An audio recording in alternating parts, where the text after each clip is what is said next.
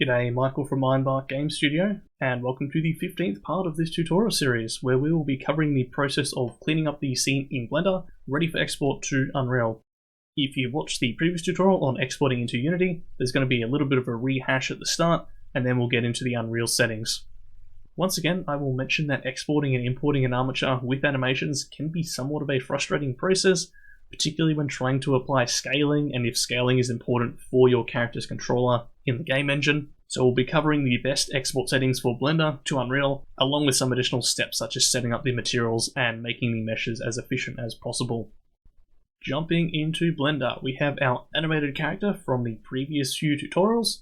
So if we press space, we can play the walk cycle animation, and we've got our idle animations saved in here as well.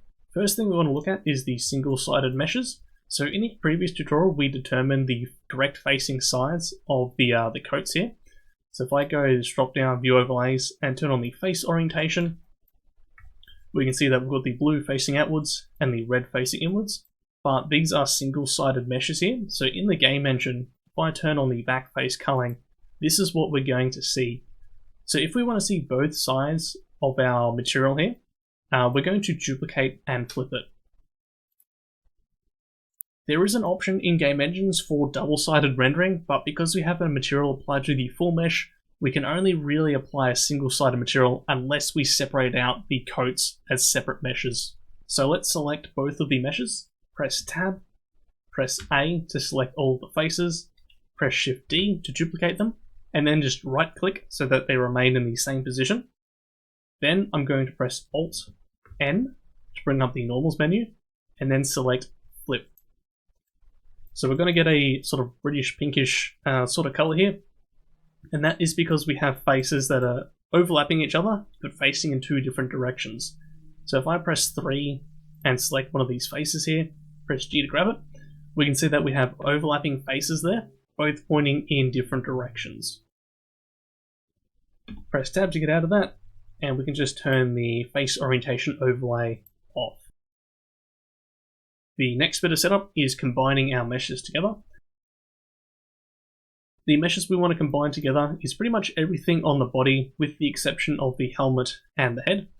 We don't actually need this capsule here at all, so I'm just going to press H to hide it so it's out of the way. I'm also going to hide the helmet, hide the head, and hide the eyes. And before we combine everything together, we need to apply the mirror modifiers on each of the pieces of armor.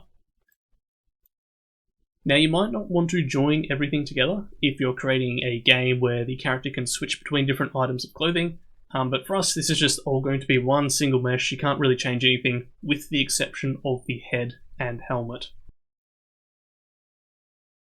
So we'll go to the modifiers here, apply the mirror modifier for the arm, apply the mirror modifier for the shoulder, the lower arm there, apply the mirror for the plates on the stomach, apply it on the leg, and also the knee down there as well. So I think that's all of them done. Cool. And now I can select all of my meshes, so I'll just do that in the outliner up here.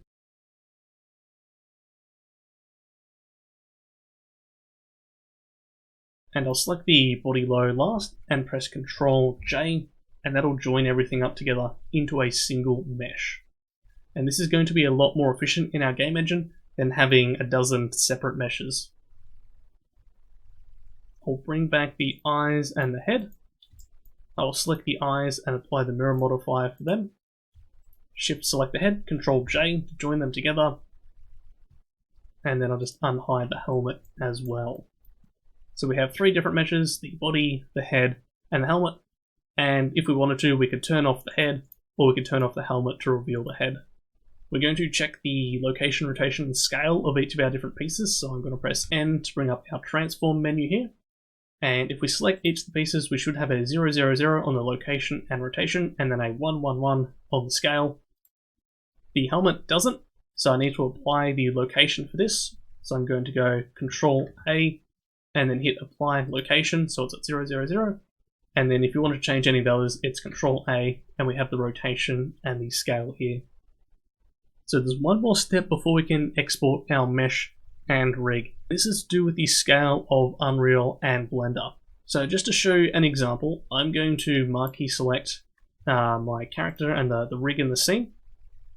I'm going to go File, Export, FBX, and I'm just going to turn on selected objects. And I'm just going to call this floor underscore default so we can see the default settings. So export that, and I'll jump into Unreal. In Unreal, I'm going to drag and drop my mesh into the scene here. So wherever I've got it saved, I'm just going to drag and drop this into Unreal there. It's going to bring up these import settings here. One thing I'm going to do in these import settings is I'm just going to untick create new materials. Do not create them. This is just an example. We'll do this properly later, and I'll import those.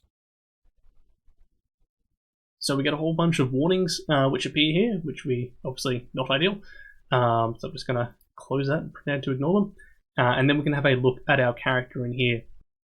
So I just double click to open up the flow character asset. And we can see on the left we have our skeleton details. So we've got asset details here, and then skeleton tree on the far right hand side. And if I select the root and go into the details here, we have the problem where we've got the scale and it's set to 100, 100, 100. And then each of these other ones are set to 111. But the problem is within this root bone. So if we wanted to, say, attach something to the hand, it may get a little bit tricky. Then if we go across to the animations, this is the real problem, is that the character is teeny tiny in there. So we really can't see them at all because the animation is 1/100th of the scale. So in theory, we could go to the details here, and we could bump up the scale of this to 100, 100, 100. And in theory, that might work, but it might also play havoc with the character controller or how you might want to parent things like weapons to the character. I don't know. Basically, we just want to get this scale 1/1, but the character at a regular size in the scene. So let's just stop that, close that, and I'm just going to delete these assets so they're not in the way. And jumping back into Blender. If you want to apply the scale in Blender, it is a little bit more of a process than if we were trying to export this into Unity. So to start with, I'm going to go into the scene properties, this one here.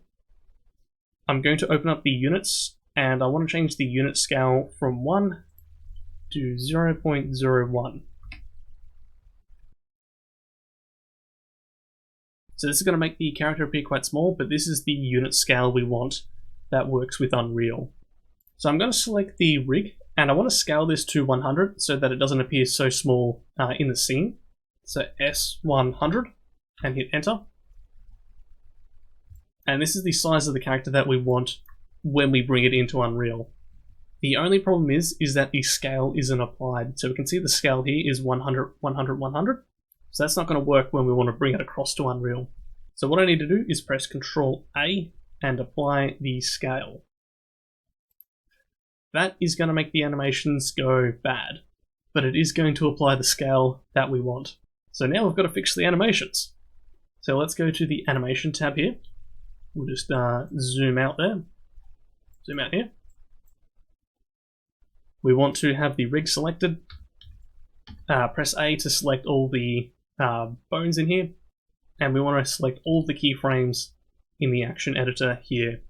We want to go to the top left, and instead of being in the 3D view, we're going to change this from the 3D viewport, and we're going to go to the graph editor here. And let me just open this up a little bit. And essentially what we need to do is we need to change the Y scale of all of these keyframes so that they actually line up the scale of our character now that's 100 times bigger.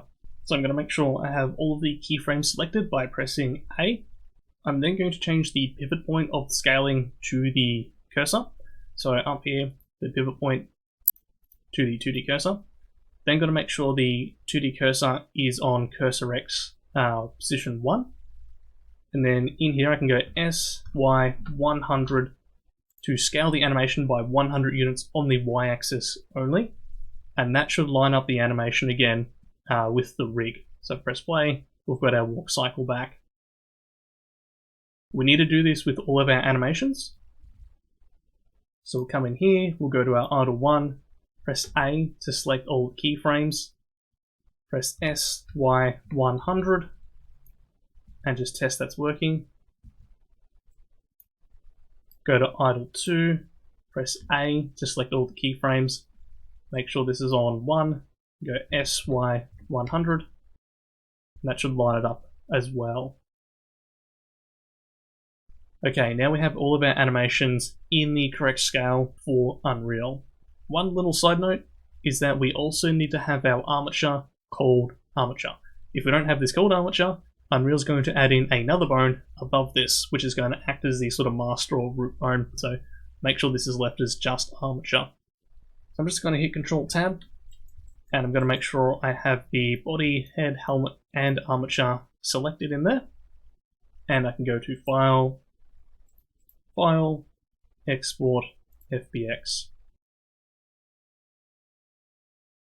Let's just make sure this is saved as a different name as our tester. We want to go Selected Objects, so only the things we've got selected will get exported. We want to come down to the Transform, and Apply Scalings, we're going to go to FBX Custom Scale. We're going to go X forward and Z up, which tends to work better in Unreal. We're going to open up the geometry. We're going to set the smoothing to face. We're going to open up the armature. And we're going to click on Only Deform Bones and untick Add Leaf Bones. So that's going to remove the control bones, which aren't doing anything, and it's not going to add redundant leaf bones.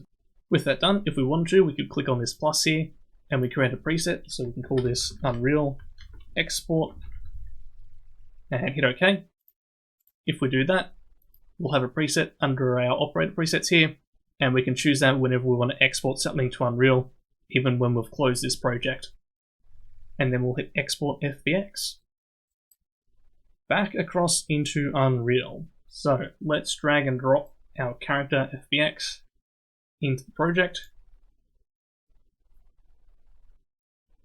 And I'll go through these import settings in a little bit more detail now. So we want to make sure that we have skeletal mesh turned on, and we want import mesh turned on as well. If you're only going to import animations, you don't actually need to import mesh. Also, if you have a character already in the scene with the same skeleton, you can drop this down here, and you might already have a skeleton. So if you have multiple characters using the same rig, you can drop this down, and assuming you've got one already in your scene, you can select it from here so it doesn't import a new skeleton. Import animations, we want that turned on. Coming down, we're going to leave the Convert Scene and Convert Scene Unit as both ticked on. And in our material import method, I'm going to change it back to create a new material.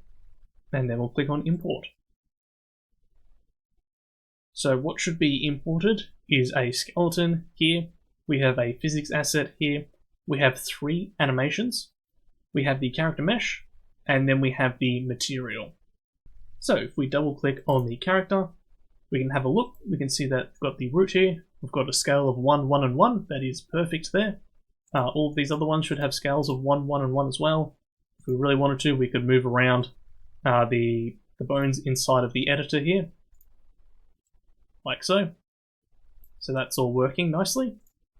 If we jump across to our animation window, we've got our animations playing correctly and are playing in the correct scale. So if we select our root bone, 1, 1, 1, we don't need to do any scaling. The animations are working fine.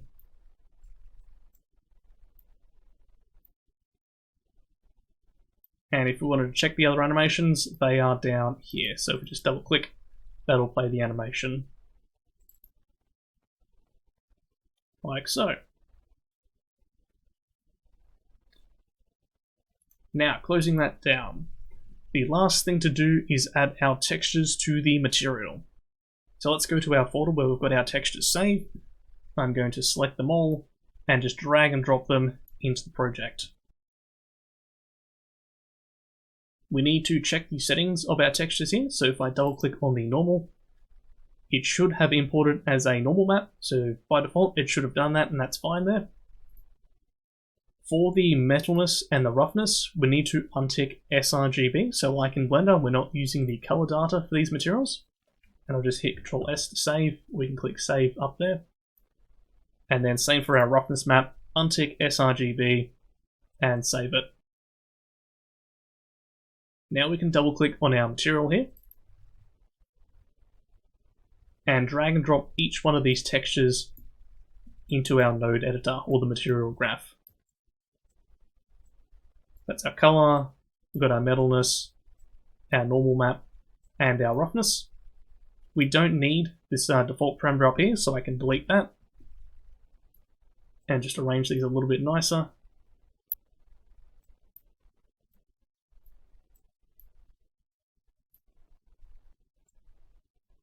And for the texture sample of our base color, drag and drop the RGB into the base color. For the metalness, drag and drop the RGB into the metallic. For the roughness, drag that into the roughness there. And for the normal, we can directly drag this into the normal there. Make sure to save the asset. And now our character should have the materials applied. So if we select it, open up into the preview window, there is our character with the materials applied there. And if we wanted to drag them into the scene as well, there they are with the materials applied.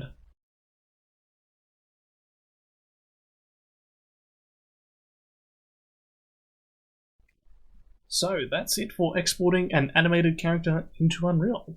If you develop in Unity, then check out the previous tutorial. The final part of this series is going to cover creating a rendered image in Blender. This could be used as a character thumbnail, promotional image, or just something nice to show off in your portfolio. Thanks for watching this video. Please like and subscribe if you found it useful. You can check out our Patreon link in the description with a variety of rewards such as starting files, tutorial notes, and early access to the rest of the series. And I'll see you in the next one.